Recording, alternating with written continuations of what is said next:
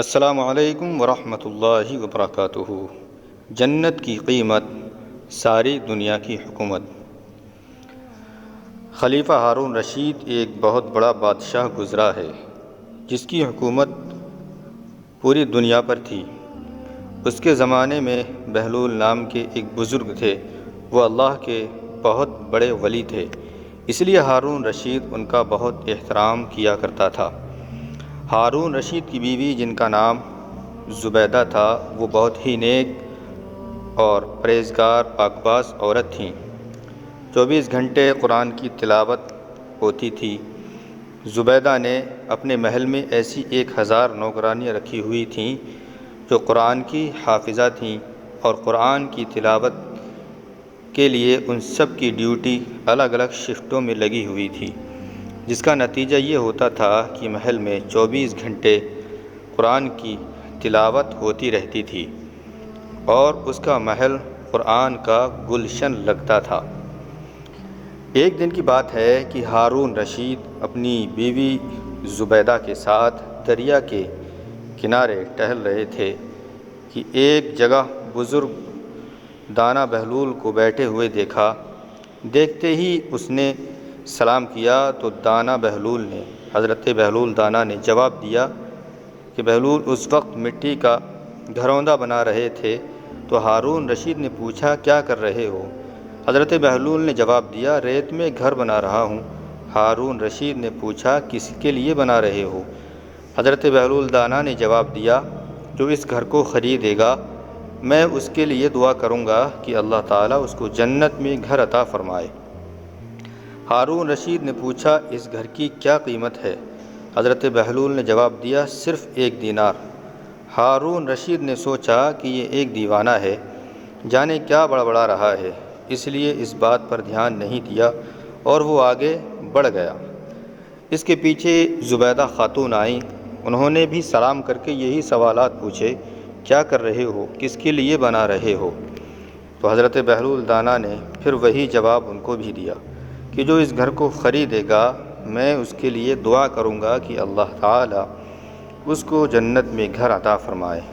قیمت پوچھنے پر حضرت بہلول نے 1 دینار بتایا تو زبیدہ خاتون نے 1 دینار دے کر کہا میرے لیے دعا کر دینا، اور پھر وہ آگے بڑھ گئیں۔ جنت میں زبیدہ خاتون کا محل۔ رات کو جب ہارون رشید سویا تو اس نے خواب میں جنت کے حسین منظر دیکھے۔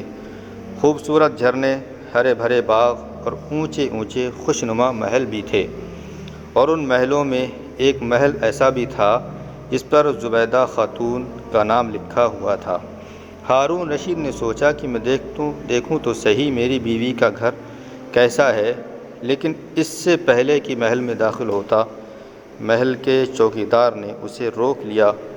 ہارون رشید نے کہا اس محل پر میری بیوی کا نام لکھا ہے، یہ میری بیوی کا ہے، اس لیے مجھے اندر جانا چاہیے۔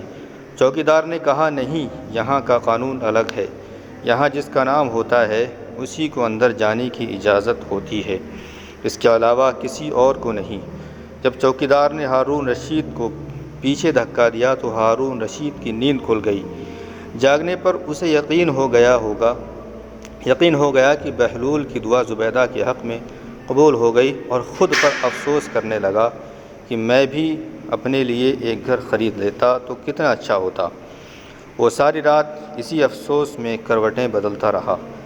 صبح آنکھ کھلی تو اس نے سوچا کہ آج ضرور میں دریا کے کنارے جاؤں گا اور بہلول سے، حضرت بہلول دانا رحمۃ اللہ تعالیٰ علیہ سے دعا کروا کے اپنے لیے جنت میں ایک مکان ضرور خریدوں گا۔ جنت کی قیمت، پوری دنیا کی بادشاہی۔ دوستو، اگلے دن وہ دریا کے کنارے حضرت بہلول دانا کو تلاش کرتے ہوئے ادھر ادھر دیکھ رہا تھا کہ اس نے پھر حضرت بہلول کو اسی طرح کا مکان بناتے دیکھا تو قریب جا کر سلام کیا اور حضرت بہلول نے جواب دیا۔ اس کے بعد پھر وہی سوالات شروع ہو گئے۔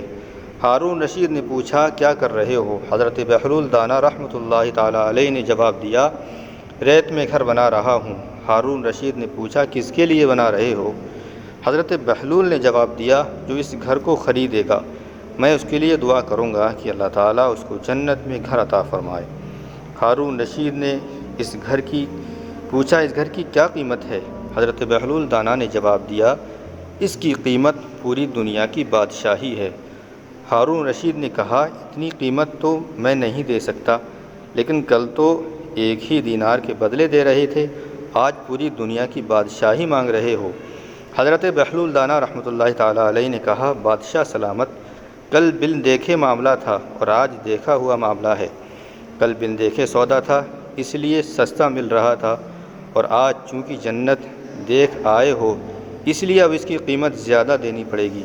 ہماری مثال ایسی ہی ہے کہ آج ہم نے اللہ تعالیٰ اور اس کے رسول کو بن دیکھے مانا تھا، اس لیے جنت بڑی سستی ہے، لیکن جب موت کے وقت کی آخرت کی نشانیاں دیکھ لیں گے تو پھر اس کے بعد اس کی قیمت نہیں ادا کر سکیں گے۔